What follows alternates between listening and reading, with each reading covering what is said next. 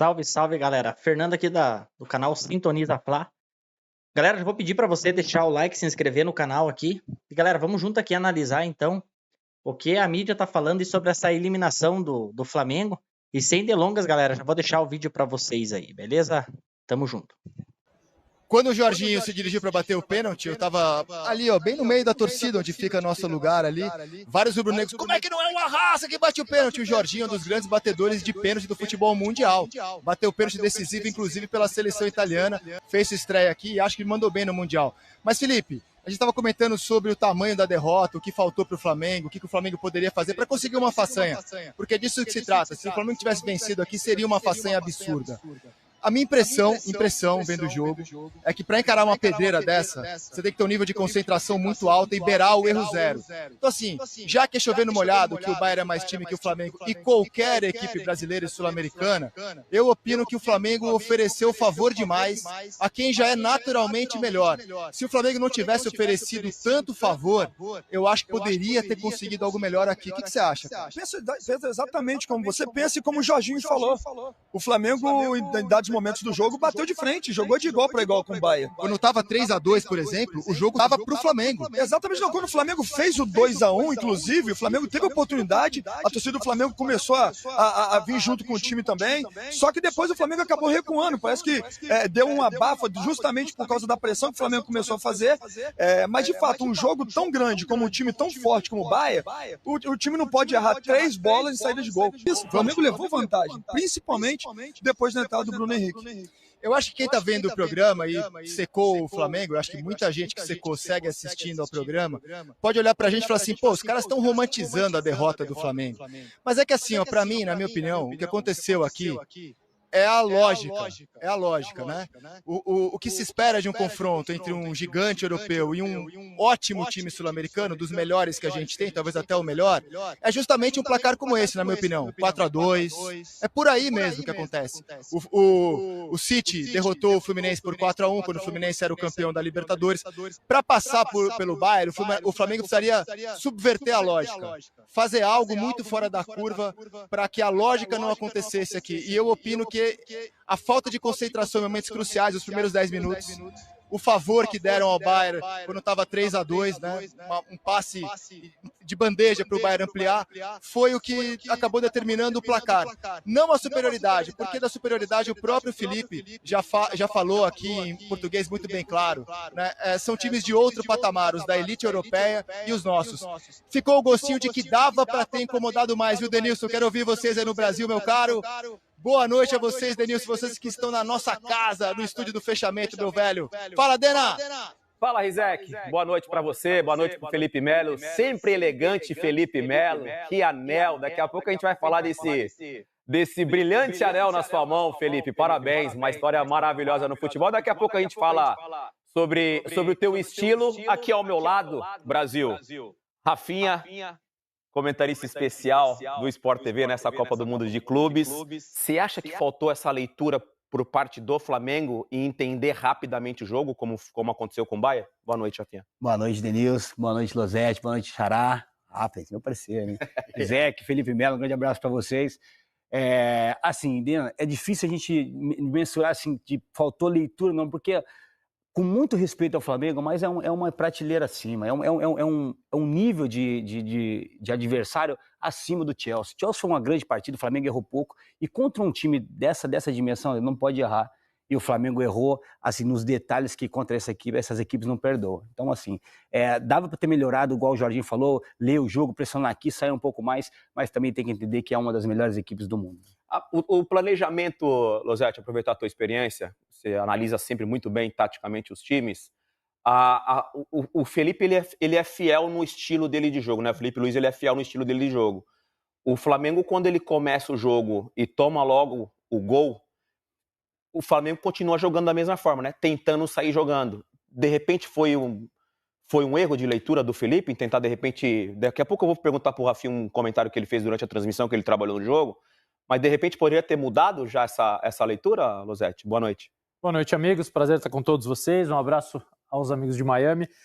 Denilson, eu acho que o Flamengo construiu ao longo dos últimos anos, e agora com o trabalho do Felipe, com a montagem desse grupo, um cenário em que ele se permite, ele se autoriza a ir para esse tipo de jogo contra um Bayern de Munique e tentar impor o que ele tem de bom.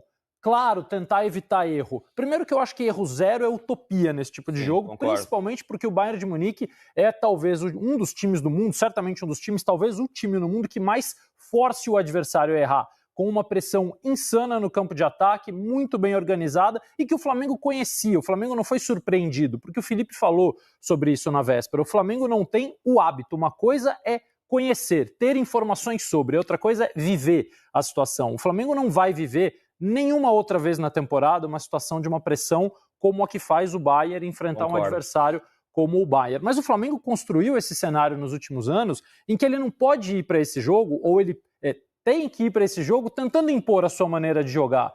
E parecia até combinado, né? O Losetti falava sobre se o Flamengo que errou ou se o Bayern que provocou os erros do Flamengo, e para mim esse foi o principal ponto assim, do jogo, de mais uma ótima entrevista que o Felipe Luiz dá aqui nos Estados Unidos, Felipe. Melo, você agora. Exatamente, mas assim, a gente tem que entender que o Flamengo errou. Eu lembro, alguns anos atrás, quando o Flamengo e o Felipe Luiz ainda era atleta, jogador, o Flamengo jogou contra um time a final do Campeonato Carioca, o time que fazia mais pressão no Brasil, que era o Fluminense daquela época. E o Flamengo perdeu por 4 gols de diferença também, porque o Flamengo não entendeu o jogo.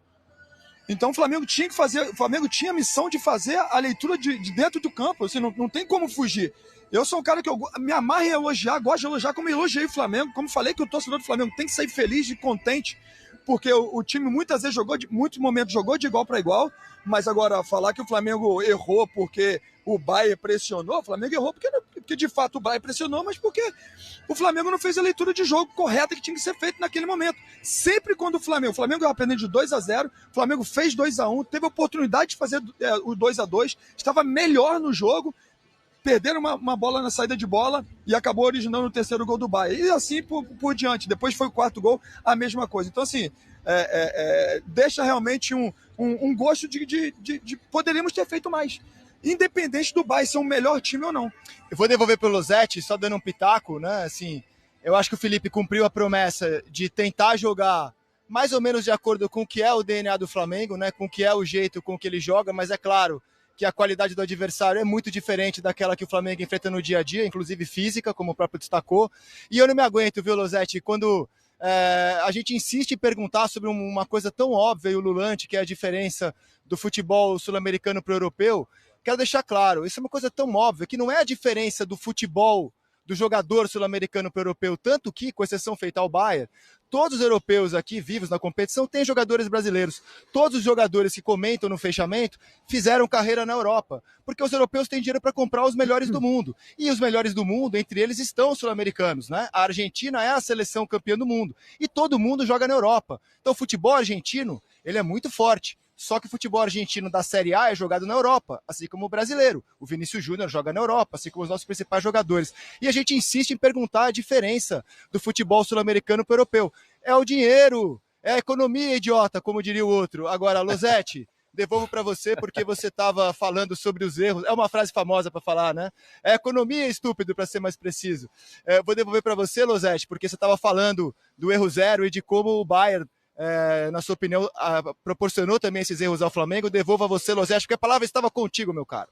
Rizek, muito obrigado. Eu concordo basicamente com toda a visão do Felipe, toda a leitura do Felipe sobre o jogo. Já vinha falando aqui sobre como o Bayern te força a errar de várias maneiras. Me pareceu muito clara a estratégia do Flamengo para encarar os duelos individuais. E aí acho que o Flamengo perdeu alguns duelos, principalmente naquela primeira parte do jogo, perdeu muitos duelos. O encaixe do Bayern era exatamente esse que o Felipe falou, o Stanisic, lateral esquerdo, que vinha jogando na zaga, jogou toda a fase de grupos na zaga, o Kompany hoje colocou ele como lateral para encaixar no Wesley. Para mim ficou claro que a missão dessa troca foi: eu tenho que ter um jogador que precise marcar o lateral direito do Flamengo individualmente, e o Stanisic, se não foi o melhor, foi um dos melhores em campo. O melhor para mim foi o Kane, porque é um gênio da posição, mas o Stanisic jogou demais e anulou o Wesley. Então, eu acho que o Flamengo cumpriu a sua missão, a missão que ele vem construindo. Ele poderia ter jogado de outra forma? Poderia. Ele fez com que seus jogadores trocassem muito de posição, justamente para tentar gerar desorganização nessas marcações individuais, Então, Luiz Araújo, pega o cara que te marca, traz ele para dentro. Plata, pega o cara que te marca, leva ele para fora. Tente gerar algum caos. O Bayern respondeu bem no começo, depois o Flamengo teve um bom momento no jogo e acho que a forma como respondeu ao 0-2 foi positiva. Entendo que o Flamengo fez um bom jogo, foi um bom jogo no geral, aliás, um dos melhores que eu vi nessa Copa do Mundo em termos de ação, reação, estratégia, enfrentamento, e acho que as explicações do resultado são claríssimas. A gente tem que ficar procurando nada dentro da gaveta. Exato. Tá tudo Exato. fora.